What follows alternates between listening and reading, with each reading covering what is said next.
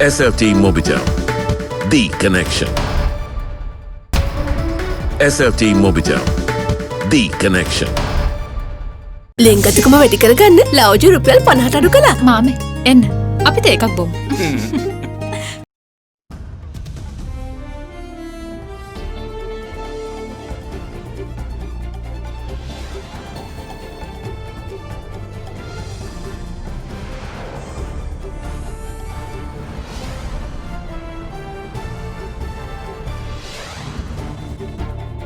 Tonight, pushing the agenda. Pro-LTTE and anti-UNHRC protests worked off in Europe, with London police clashing with LTTE sympathisers. Is the resolution infringing on Sri Lanka's sovereignty? What is the contents of the resolution really designed for?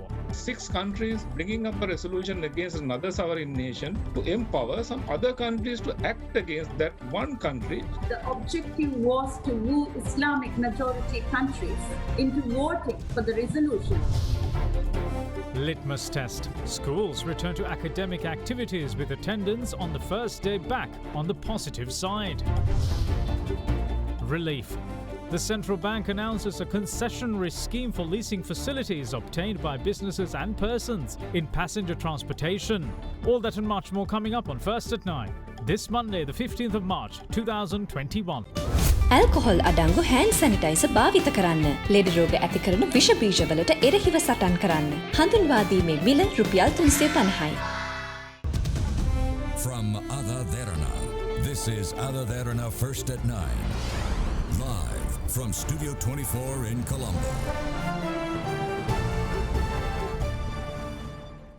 Good evening and welcome to First at 9. I'm Dhammika Kanayaka. Now, as a UK-led resolution against Sri Lanka at the United Nations Human Rights Council looms in the horizon, a couple of protests had been worked off in the UK and in Italy. While the demonstrations in Italy was peaceful and was against the UN Human Rights Chief's report on Sri Lanka, the protest in the UK was pro-LTTE, with LTTE sympathisers waving the terrorist organisation's flags and demanding action against the island over alleged human rights abuses. A clash broke out between the police and the LTTE sympathisers. In the UK, police in London have clashed with a group of LTTE sympathisers outside the home of a British Tamil woman who has been on a hunger strike on Kenton Road in Harrow. The woman, identified as Ambihai Selvakumar, launched the hunger strike 2 weeks ago, demanding that the UK government take action against Sri Lanka over its alleged human rights abuses. Chief among her demands is that the UK government recommend to the UN Security Council and the UN General Assembly that Sri Lanka be referred to the International Criminal Court and take steps to effectively investigate charges of war crimes, crimes against humanity and genocide. LTT sympathisers, numbering over 100, attended yesterday's protest while waving the terrorist entity's flags. In the video footage, one police officer can be seen with his baton drawn as he shouts at demonstrators to stay back. Banners tied to the gates of a house read, "Rape is used to destroy a nation. Tamileelam is the only solution." A spokesman for the Metropolitan Police said that police attended a protest in Kenton Road, Harrow yesterday, and officers engaged with those present and they subsequently dispersed, while adding that one man was arrested at the scene but subsequently de-arrested. The woman on hunger strike is identified as a director of the so-called International Centre for the Prevention of Genocide. Among her other demands, which were backed by yesterday's protest by LTT sympathisers, is the establishment of an international independent investigative mechanism akin to those established for Syria and Myanmar, which mandates the evidence of international crimes and human rights violations be collected and prepared for criminal prosecutions. She also calls for a UN-monitored referendum to determine the aspirations of the Tamil people in Sri Lanka on the basis that the northeast of Sri Lanka is the traditional Tamil homeland and Tamils have the right to self-determination. 2 weeks ago, the UK government cited insufficient UN Security Council support in response to a petition with around 13,500 signatures, calling on the British government to refer Sri Lanka to the International Criminal Court. In its response, the UK Foreign, Commonwealth and Development Office noted, quote, "We do not judge that this step would have sufficient support among Security Council members. Moreover, it would not help accountability in Sri Lanka for an ICC referral to fail to win Security Council support or be vetoed, unquote. Last month, the Proscribed Organisations Appeal Commission in the UK ruled that the Home Secretary must consider taking the LTTE off the government's list of outlawed bodies. At the time, however, a Home Office spokesperson said the Home Office accept the Commission's judgment on relief and that the appellants are seeking permission to appeal the judgment, and the Home Office awaits the outcome of that application. It, however, noted that the LTTE remains a proscribed organisation at this time. In Italy, meanwhile, a protest was organised in the city of Milan over the report submitted by the United Nations High Commissioner for Human Rights, Michelle Bachelet, on Sri Lanka during the interactive dialogue at the 46th session. The demonstration saw a considerable participation from Sri Lankan expatriates. What's more, the protest was organised under the prevailing COVID-19 protective protocols, and it also received police protection. Sri Lanka's best health insurance with the fastest claim settlement. Soft Logic Life. Pay just 500,000 rupees to reserve your unit today. Mulberry Residence. Activist on Reconciliation and Women Affairs, Jehan Hamid, says that the United Nations Human Rights Council should immediately remove the Section 8 of the resolution pertaining to burials of COVID-19 deceased, as the problem is now no more. Speaking at a webinar on undermining UNHRC principles yesterday, she also said that the issue was included in the resolution to ensure that Islamic countries at the Council would vote against Sri Lanka when the resolution is finally tabled. Addressing the same webinar, solicitor in UK Jayraj Palihwardena accused the UNHRC of playing the role of a fortune teller in its comments about Sri Lanka in the UN Human Rights Chief's report. I'm glad now that it's been resolved by allowing the burials to happen. And we Muslims in Sri Lanka strongly believe the UN Human Rights Council should too follow suit. Now, we Sri Lankan Muslims can see why it happened. And the Sri Lankan government also understood why it was difficult for us Muslims.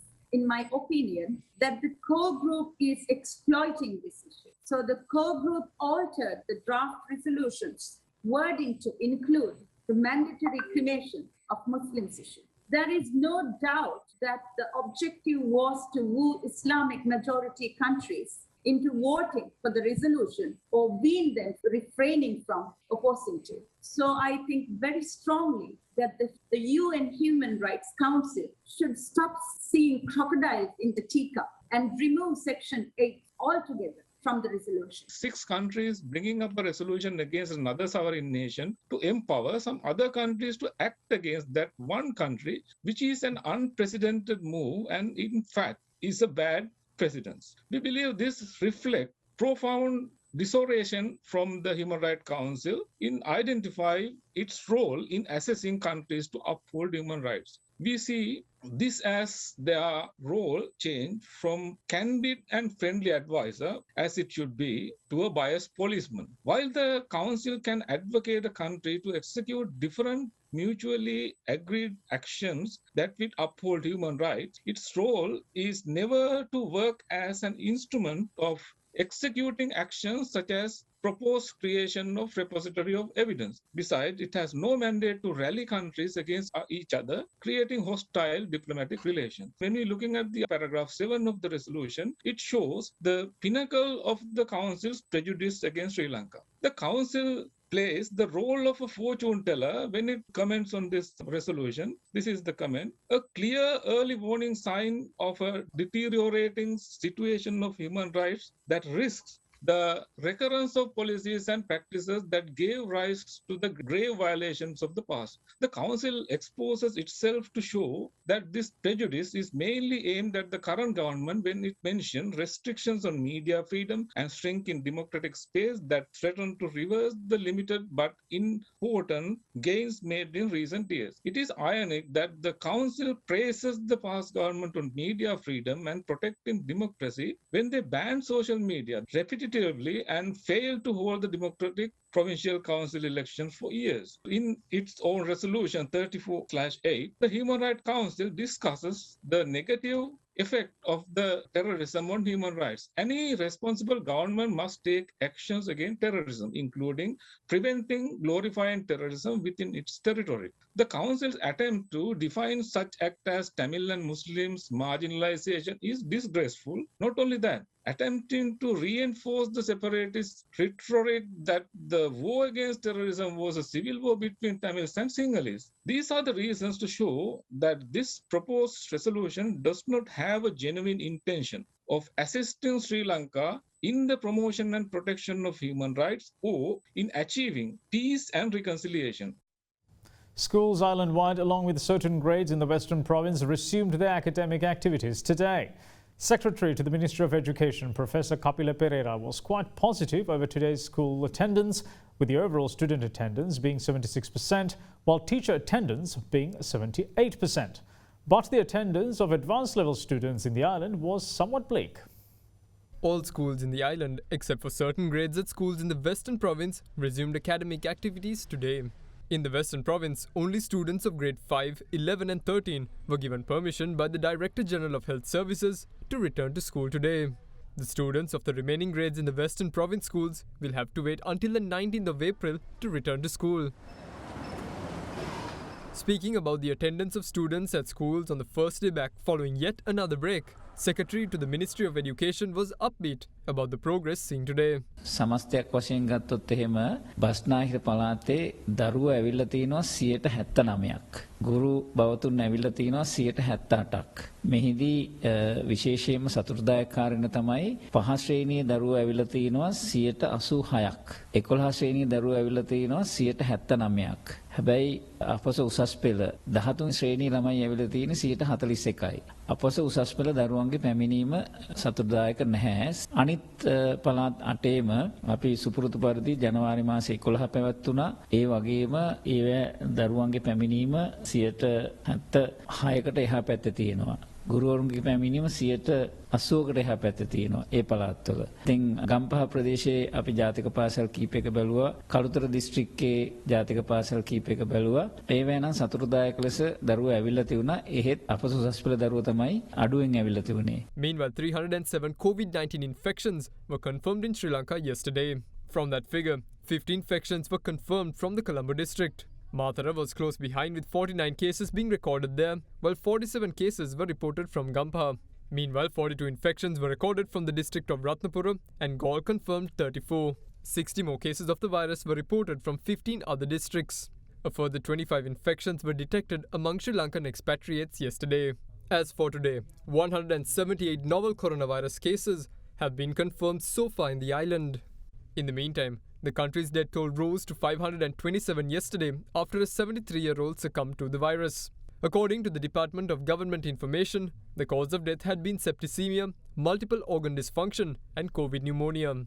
In other developments, issuing a notice, the Colombo Municipal Council has informed that all those who are above the age of 60 within the Colombo city limits can make an appointment to receive the COVID-19 vaccine online at a convenient time. As such, the appointments can be made via the official website of the Colombo Municipal Council, www.colombo.mc.gov.lk, or via www.echanneling.com, or by using the e-channeling mobile application.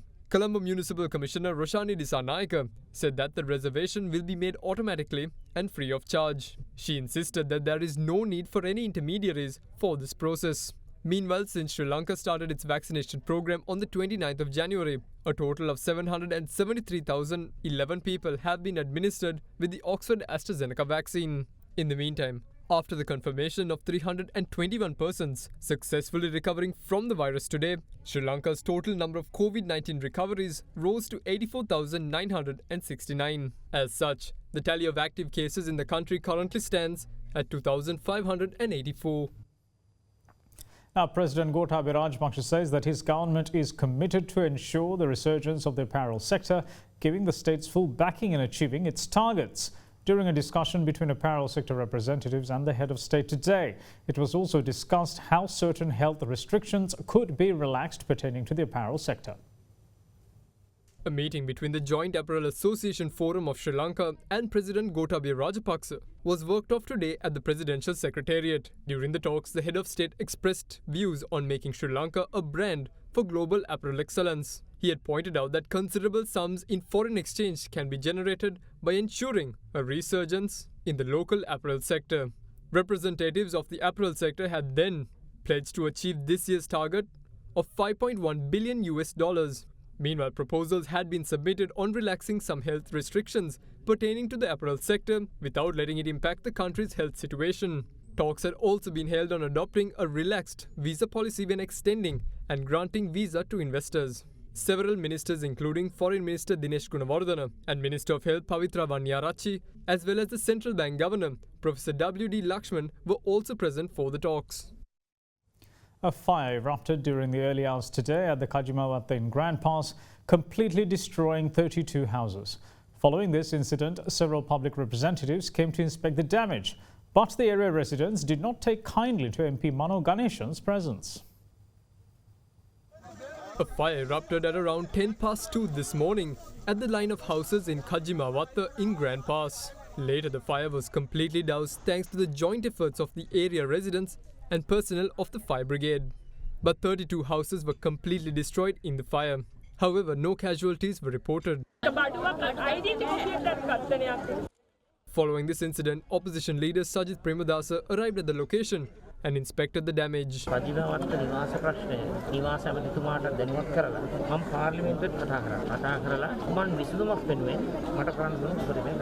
In the meantime, a tense situation erupted later with the arrival of parliamentarian of the Samagi Jana Balawegaya, Mano Ganeshan.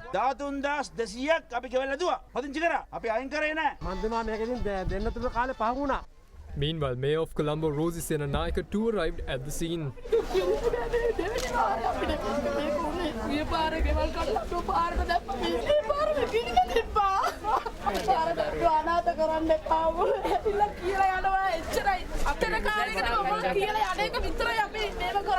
තාවකාලික මාතන් ලබා දීලා තියෙනවා. මේ අයගේ ආහාර සියල්ලම නගර සභාව විසින් අපි ලබා දෙනවා. අපි ඉදිරියට මේ වගේ දේවල් නොසිදු වෙන්න වග බලා ගන්න අපි කටයුතු කරනවා පොලිසියත් එක්ක. Minister of Education Professor G.L. Piris insists that it will not be too difficult in taking action against those culpable for the Easter Sunday terror attacks before the island marks the second year following the crime as demanded by His Eminence the Cardinal. However, His Eminence continues to express his disappointment over the investigation process and said today that the Easter attacks PCOI report is not satisfactory. මම මගේ ජනතාව මේ පල්ලිවල ඒ මිනිස්සුන්ගේ ඇඟවල් කඳවල් කෑලි වලට කැඩලා තියෙන එක මගේ මේ ඇස් දෙකෙන් දැක්කා. මම දන්නේ ඔය කියන දේශපාලකයෝ ඒක දැක්කද කියලා. ජනාධිපති කොමිසම Tamanට පුළුවන් විදියට විමර්ශනය කරන්න ඇති. නමුත් ඒක ਸਰව සම්පූර්ණ ලියවිල්ලක් නෙමෙයි. මේක අපි මූලික වශයෙන් සලකන්නේ අසම්පූර්ණ වාර්තාවක් හැටියට. යම් මූලික කාරණා කීපයක් එහෙම මෙහෙන් තියෙනවා. නමුත් මේකට කර්තෘවරුන් වෙච්ච අය උදවිය හඳුනා ගැනීම, ඒ වගේම මේකට මුදල් හදල් දුන්න අය කවුද කියලා හඳුනා ගැනීම, එම ආයතන වලට පිටිපස්සේ හිටපු යම් දේශීය හෝ විදේශීය සංවිධාන තියෙනවාද කියන එක හඳුනා ගැනීම හරියාකාරව සිදු වෙලා නැහැ. නිසා අපිට මේ කොමිෂන් සභාව වාර්තාව ගැන සෑහීමකටපත් වෙන්න බෑ. අන්න ඒක තමයි යථාර්ථය. ඒ වාර්තාවේ අඩංගු නිර්දේශ ක්‍රියාත්මක කිරීම සඳහා ගත යුතු පියවර කවරේද, කොයි විදියටද, කොයි කාල සීමාවක් තුලද, මේ සියල්ලක්ම සම්බන්ධයෙන් අතිගරු ජනාධිපතිතුමා පැහැදිලි නියෝග රජයේ විවිධ ආයතන දෙපාර්තමේන්තු අමාත්‍යාංශ වලට දීලා තිබෙනවා. කාඩිනල් හිමිපාණන් කියලා තිබෙනවා අප්‍රේල් 21 වෙනිදාට පෙර විශ්වාසය ගොඩනැගෙන යම්කිසි ප්‍රතිඵලයක් අපේක්ෂා කරනවා කියලා. ඒ අපේක්ෂාව යථාර්ථයක් බවට පත් කිරීම කිසියත් අසීරු වන්නේ නැහැ. We will see you on the other side of this break. Bear with us. Sunlight Care Naturals. ඔබේ ඇඳුම් care කරයි.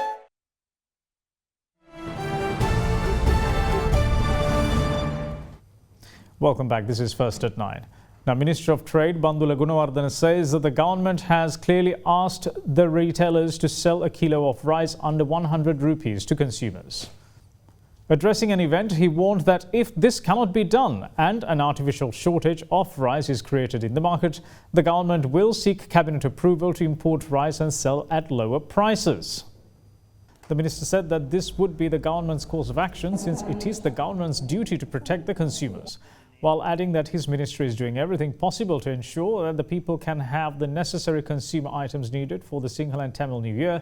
Minister Gunawardena added that 27 essential consumer items needed will be sold at lower prices in March and April than the prices they were sold at in January through Satosa and cooperatives.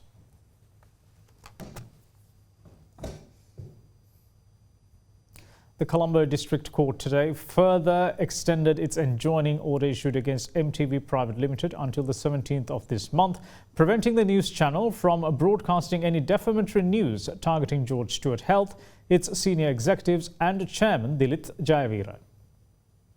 The Colombo District Court has further extended the enjoining order against MTV Sirasa, preventing defamation of George Stewart Health Private Limited and its chairman. When the case was taken up today, the court ordered the attorneys of both parties to submit written submissions on whether or not to issue a permanent injunction with regard to the case. Subsequently, the enjoining order against MTV Sirasa and the case was postponed to Wednesday, the 17th of March. The enjoining order was issued against MTV Channel Private Limited in November after considering a defamation case filed by George Stewart Private Limited over defamatory news broadcast on its primetime news telecasts against the company and its chairman Dilith Jayavira.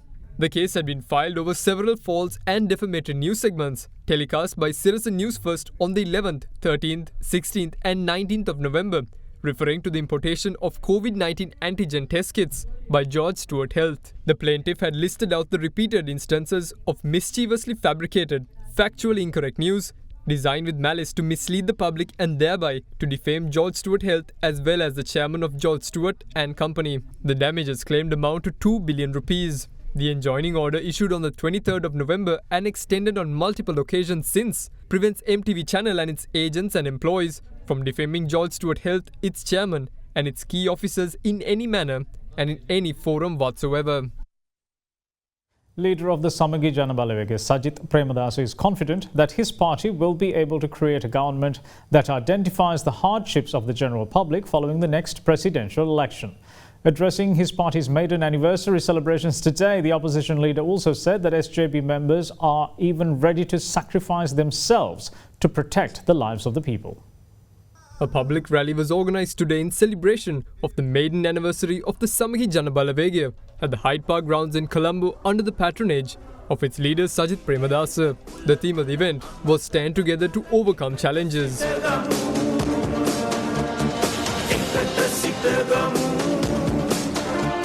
Most of the SJV parliamentarians were present at the occasion. However, its General Secretary Ranjit Madhum Bandara did not attend owing to ill health.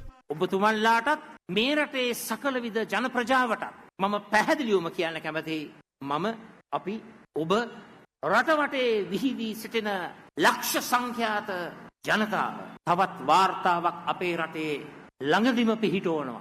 ඒ වාර්තාව තමයි මීළඟ ජනාධිපතිවරණයෙන් පොදු ජන දුක හඳුනන මේ රටේ ලක්ෂ 220ක් වූ ජනතාවට ශක්තිය ලබා දෙන පොදු ජන ජනාධිපතිවරයෙක් සමග පොදු ජන ආණ්ඩුවක් බිහි කරන්නට අපි හැමෝම සමත් වෙනවායි කියන එක මම කියන්නට කැමතියි. මතක තබා ගන්න අපේ ජානවල තිබෙනවා කිසිම දවසක කිසිම මොහොතක ජනතාව අත් නොහරින ශක්තිය අපේ ජානවල තිබෙනවා. මිත්‍රවරුනි මම පැහැදිලිව කියන්න කැමතියි රිදී හැන්ද කටේ තියාගෙන පක්ෂ නායකයන් හැටියට බිහි වුණු පුද්ගලයෝ නෙවෙයි.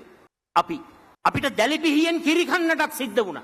ජනතාව එක්රොක් කරන ඒ මහා ජනතාවාදී ව්‍යාපාරයට සමගි ජන බලවේගය නායකත්වය දෙනවා පමණක් නෙවෙයි මේ රටේ පොදු ජනයාගේ ජීවිත සුරකින්නට අපි අපේ ජීවිත උනත් පරිත්‍යාග කරන්නට ලෑස්ති කියන එක මම මේ අවස්ථාවේ ප්‍රකාශ කරන්න කැමතියි. We will see you shortly. Stay with us.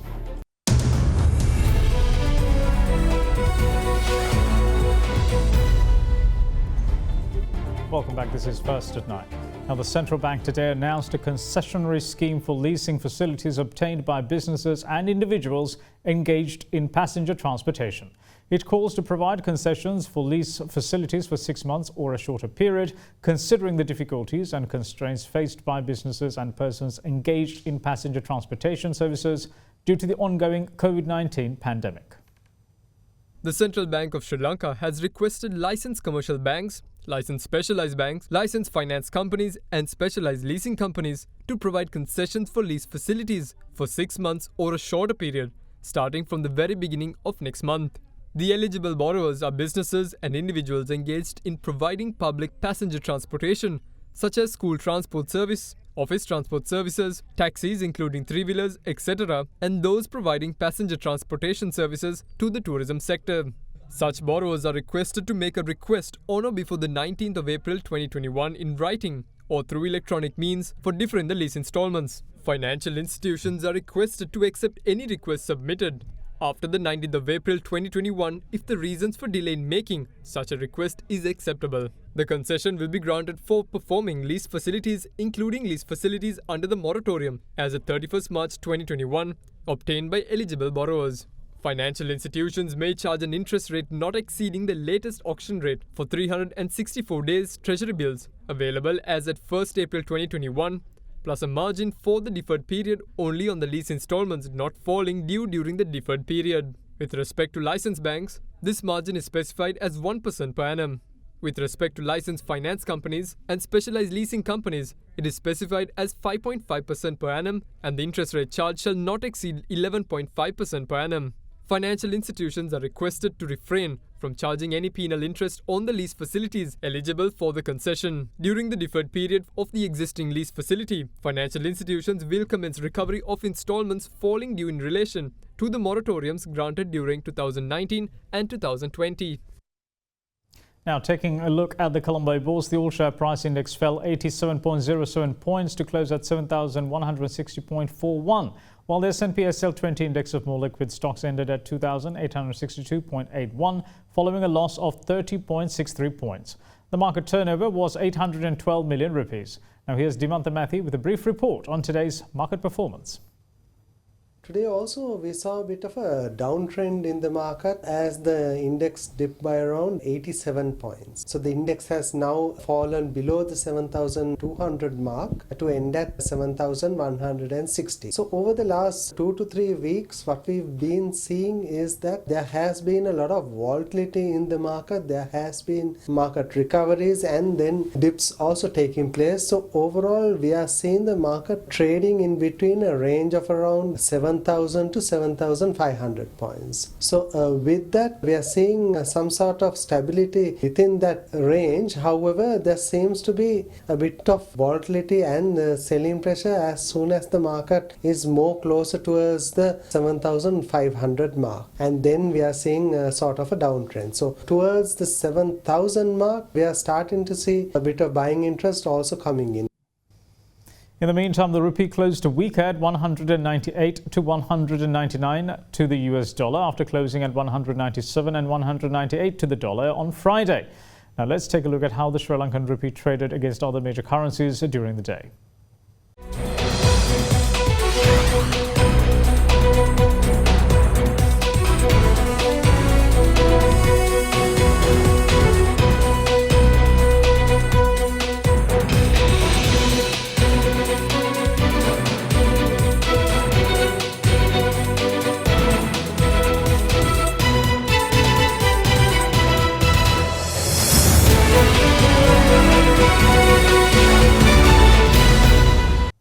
And that's it from all of us here at First at 9. Thanks for watching. Bye-bye.